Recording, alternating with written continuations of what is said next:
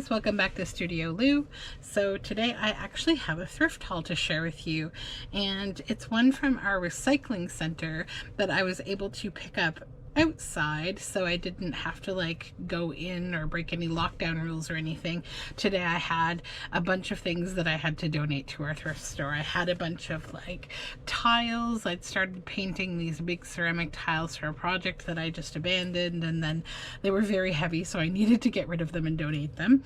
And I donated a vintage baby carriage and a bunch of clothes, and so I feel so much lighter. I'm so happy. So anyhow, these are the things that were also donated, I guess, by other people that I was able to pick up outside, because right now everything is free or by donation because the store is actually closed, but they want to keep accepting things so that they can keep diverting waste from the landfill. So it's kind of cool because it's like what I got to do today was like a trade. So for the things that I donated today, I got to take away the stuff with me and no money was exchanged. So basically this is all free to me.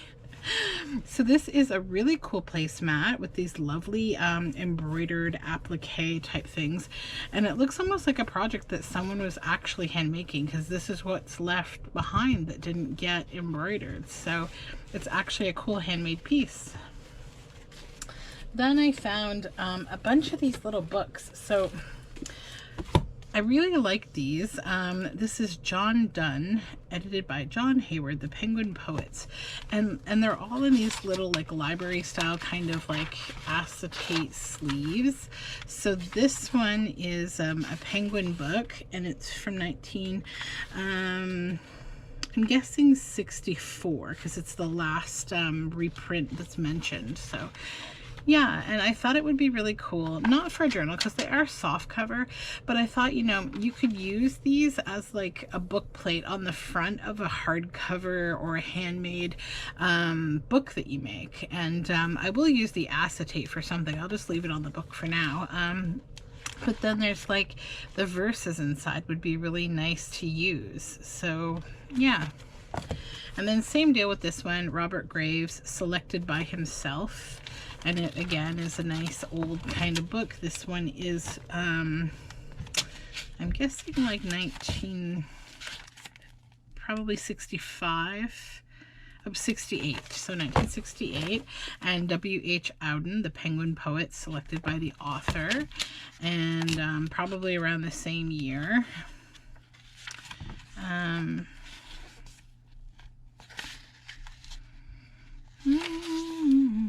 58 actually. Oh no, 67. And then I found the Penguin Book of Italian Verse, and I love this like cover. It is also a soft cover, but I just liked the Italian writing. I think it would be really nice for making ephemera, and it is from 1967 as well. And this is Thomas Hardy, another probably 67, 68 book. Let me see, 1960 actually. And then this one has like a sort of a, I want to say like a laminated cover, so it's not hard, but it's a little like it's laminated, and it's kind of interesting. I don't know if you can see the embossing of the penguin symbol on front, but it's pretty cool. The penguin is right there. Gerard Manley Hopkins. It almost looks like it's been rebound or something. I'm not sure. It's really neat though. And this one is 1958. And then The Metaphysical Poets. Again, another nice book. This isn't the kind of books that I would normally get for this, but like I saw them and I was like, they're really cool. This one's 1957. And like the verses are really cool in them. And I love this one, Gerald Manley Hopkins. And this one's actually been like written in this beautiful like handwriting from like, you know, probably the 50s or 60s. And, you know, someone was really studying this book. So that's interesting. It says the path is still hard after one chooses God. So obviously some religious kind of content in this book, possibly. Queen's Park, Toronto, 1964. And then we have a nice old book, Historical Notices of Enfield. And I don't know if you can see the embossing there of these flowers and leaves. There's 4 of them. And the back is beautifully embossed as well. Wow. So this is, I'm not sure, maybe the first word almost looks like yawn. H. Burton, London, July 28th, 1859. Looks like something, oh wow, hold on, let me move this over. So attached to the front of this is like a big piece of paper. It's a map. So that's the map of Enfield. How's that for a pullout? That's like epic in comparison to what we do in our journals these days. That's pretty cool. Notices of Enfield. Historical, topographical, and statistical. Brief biographical notices of distinguished persons who formerly resided in the parish, with a map and other illustrations compiled from the best authorities by J. Tuff, chemist, member of the London and Middlesex Archaeological Society, and one of its local secretaries, also member of the Royal Pharmaceutical Society. That's really cool. So this is 1858. This book is from 1858. There's a page that's been torn out here. But, yeah, like really interesting. Public highways. Some account of Queen Elizabeth at Enfield. So it's like interesting. Sort of like a parish's perspective of like their town. That's kind of cool. And what else do I have? Hold on, I have another little stack here.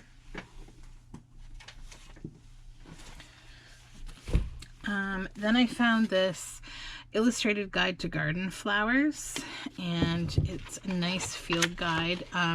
It's mostly photography and just these black and whites, but I really like it. I like those. Like that would be really fun to just kind of tear it and put into a journal.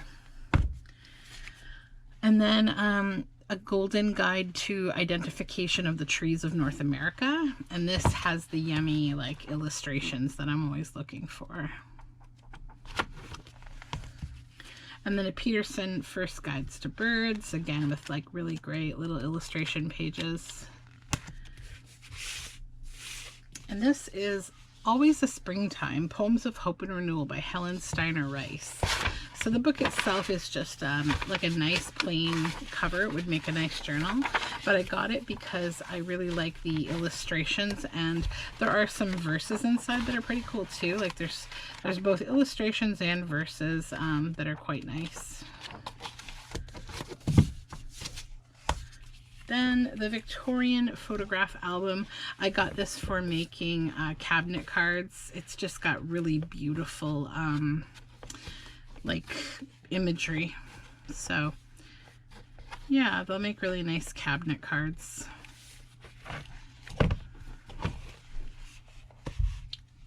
And then I have another little stack.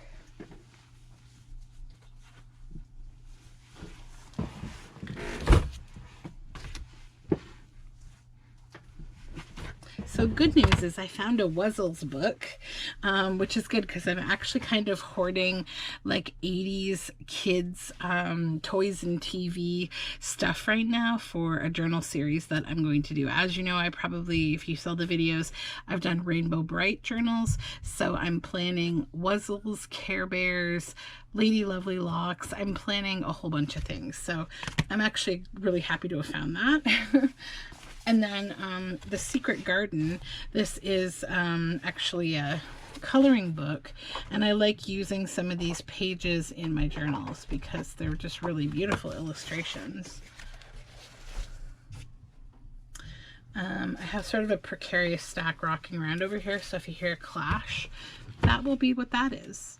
And then I got this, The Way Things Work, David Macaulay. So I got it because, first of all, it's a nice big book, but secondly, it's got really great illustrations. Like, sometimes in certain journals that I make, it's nice to have this kind of sort of different content. Like, you know, it's just interesting to, like, you can always kind of build like your theme of your journal, and you can think of things from different things that you have to just pop into the journal. So like I see, you know, like this is essentially like all how a screw works. Well, like if I ever did a journal that was kind of themed around like engineering or something, maybe some of these things like this chain hoist, you know, block and tackle, like it's just really nice. Like mechanical clocks and watches, like really cool with the cogs.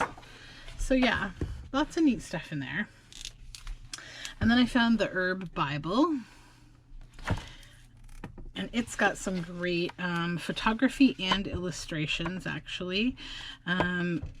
Recipes, all sorts of great information. Just as a field guide itself, it's quite nice. So,